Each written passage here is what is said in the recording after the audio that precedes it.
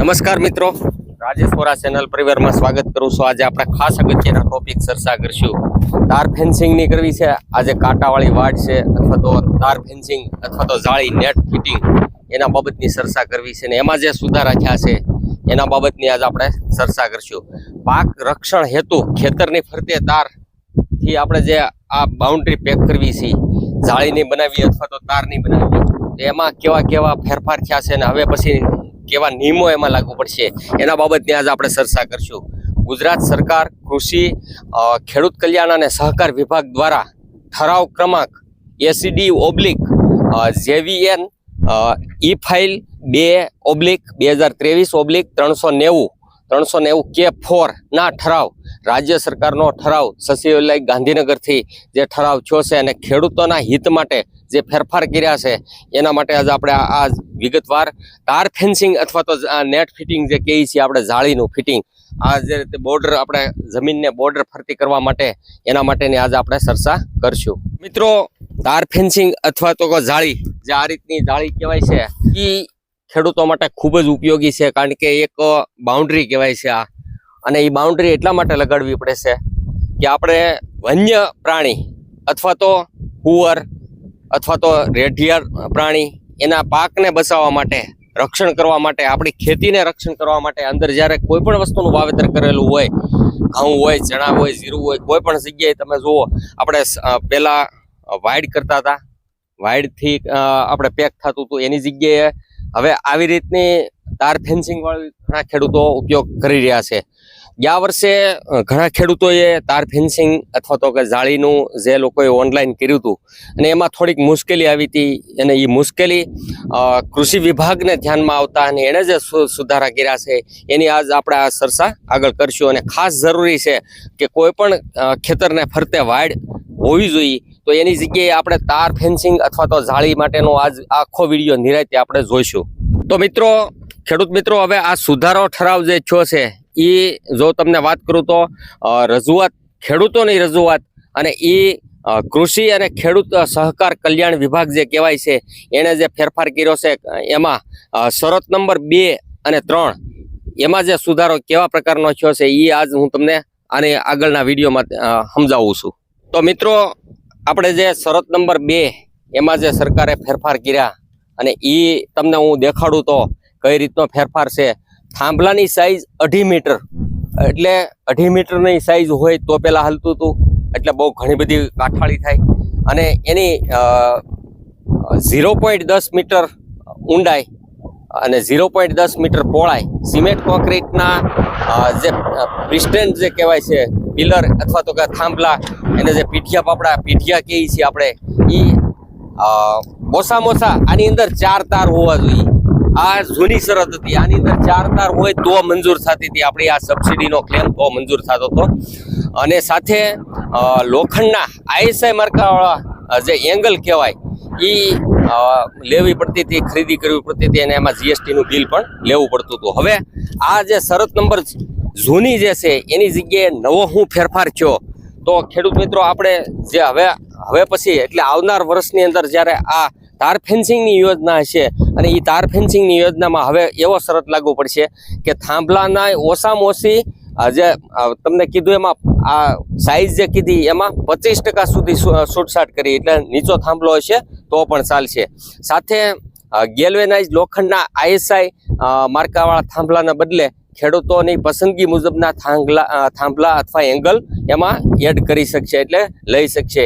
એક ખાસ અહીંયા એ જોવાનું છે કે GST વાળું બિલ લેવું પડશે। તમે એંગલ વાપરો તો પણ ચાલશે, અને તમે સિમેન્ટની પીઠ અથવા આ જે કહેવાય છે પીઠિયા સિમેન્ટના એ વાપરવાય તો ચાલશે, પણ એનું પાકું બિલ લેવું પડશે। એની અંદર 4 તાર નહીં હોય તો પણ ચાલશે। આ શરત નંબર 2 જૂની અને નવી મેં તમને સમજાવી। હવે શરત નંબર 3 જે ગયા વર્ષે જૂની સિસ્ટમ હતી, અને એ સિસ્ટમ કેવા પ્રકારની હતી, 2 થાંભલા વચ્ચેનું અંતર, 2 થાંભલાની વચ્ચેનું અંતર છે એ 9.84 એટલે કે 3 મીટર રાખેલું હતું, 3 મીટર। એની જગ્યાએ નવી જે સુધારો થયો છે એ 2 થાંભલા વચ્ચેનું અંતર હવે એમાં 25% આપણે ઓછું પણ કરી શકશું। એટલે કે ઘણી જગ્યાએ એવું પણ હોઈ શકે કે કઠણ જગ્યા હોય અથવા તો જરૂર ન હોય વચ્ચે થાંભલાની, તો એમાં આપણે 25% પ્લસ માઇનસ પણ કરી શકશું. એટલે આ શરત નંબર 3નો ફેરફાર છે.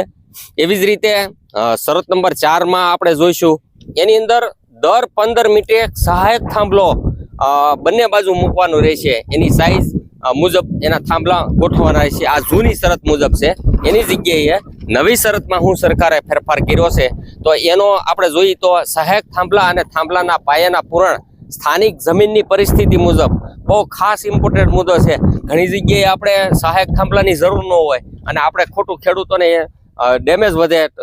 એટલે એ સરકારને ધ્યાનમાં આવ્યું કે ભાઈ આ સહાયક થાંભલો છે, એમાં સહાયક થાંભલા અને થાંભલાના પાયાના પૂરણમાં સ્થાનિક જમીનની પરિસ્થિતિ મુજબ, હવે દાખલા તરીકે અહીંયા જ આપણે ઊભા છીએ ને અહીંયા પથરાળ માટી હોય તો અહીંયા સિમેન્ટને નાખીને એવું બધું કરવું પડતું, તો એ બધું હવે ન કરો તો પણ ચાલશે.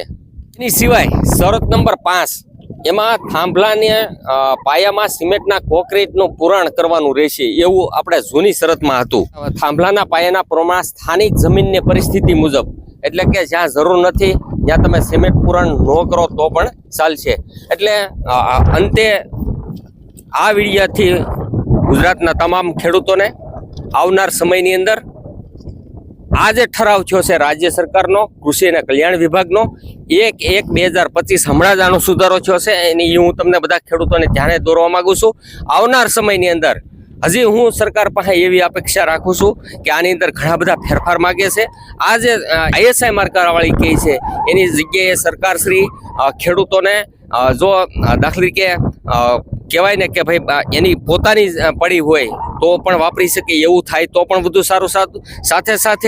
સાથે મારે સરકારને એ પણ અપીલ કરવી છે કે જ્યારે સિમેન્ટના પેઢિયાની વાત આવી, એંગલની વાત આવી, ISI માર્કાની વાત આવી, તો અત્યારે હાલ એંગલ ISI માર્કાવાળી મળી રહી છે, પણ અત્યારે વધારે ખર્ચાળ છે. એની જગ્યાએ અલંગમાંથી પણ ખેડૂતો એને ઘણી જગ્યાએથી અલંગમાંથી ટી અથવા તો એવા પ્રકારના લોખંડની સામગ્રી પણ લે છે, જે ઘણી બધી સસ્તી પડે છે. તો મારી રાજ્ય સરકારને પણ અપીલ છે કે આવી રીતના અલંગમાંથી લાવે તો પણ ખેડૂતોને આનો વધુ બેનિફિટ થાય એવું છે. તો મારી સૌ ગુજરાતના ખેડૂતોને અપીલ છે કે આવનાર સમયની અંદર જ્યારે ખુલે ત્યારે તમે તાર ફેન્સિંગ અથવા તો નેટ ફિન્ડિંગ જેને કરવું છે એને આ રીતનું યોજનામાં લાભ લઈ શકશે. અને ઘણા બધા સુધારા થયા છે. હવે આશા રાખવી છે આગળના સમયમાં હજી વધારે સુધારા થાય અને આપણી ખેતી વધારે રક્ષિત અને એને રક્ષણ મળે. જેથી રક્ષણ મળશે તો જ આપણો ખેતીનો ગ્રોથ છે. ધન્યવાદ સાથે રાજેશ્વર, આભાર. તો ખેડૂત મિત્રો, આપણે આજ તાર ફેન્સિંગ રક્ષણ માટે, ખેતીના રક્ષણ માટે જે આ વાત કરી, તો એની અંદર તમે લોખંડની પાઇપ ઇંગલ જે કહેવાય છે, આવી રીતની ઇંગલથી પણ થઈ શકશે. અને આ ઇંગલથી ISI માર્કાવાળી હોવી જોઈએ. અને સાથે તમે આવી રીતની જાળી પણ લગાડી શકો છો. એમાં હવે ફેરફાર થયા છે 25%. તો આપણે દાખલા તરીકે ખર્ચો વધારાનો ન કરવો હોય તો ઉપર તમે આવી રીતના તાર જે કહેવાય છે એ ઉપરના સામાન્ય કિંમતના તાર લગાડીને પણ આપણે કરી શકીએ. પણ એક ખાસ મુદ્દો અગત્યનો છે કે આના GST વાળા પાકા બિલ લેવાના રહેશે. આવનાર સમયની અંદર જ્યારે ઓપન થાય ત્યારે ખેડૂતોએ ઓનલાઈન કરવા માટે ખાસ અગત્યનું છે. તો એ ઓનલાઈન કરવા માટે જ્યારે આપણે 7/12/8ની કોપી હાથવગી રખાય, આધાર કાર્ડની કોપી રખાય, બેંક બુકની કોપી રખાય, અને એનું ઓનલાઈન થાય ત્યારે ઓનલાઈન કરી અને તમારી નજીકની ખેતીવાડી ખાતાની ઓફિસ હોય, ગ્રામ સેવક વિસ્તરણ અધિકારીને તમે આ તમારા ઓનલાઈન કરેલા ડોક્યુમેન્ટ આપશો એટલે તમને બેંક એકાઉન્ટમાં એ મંજૂરી મળ્યાથી સબસિડીની રકમ સીધી ખાતામાં જમા થશે.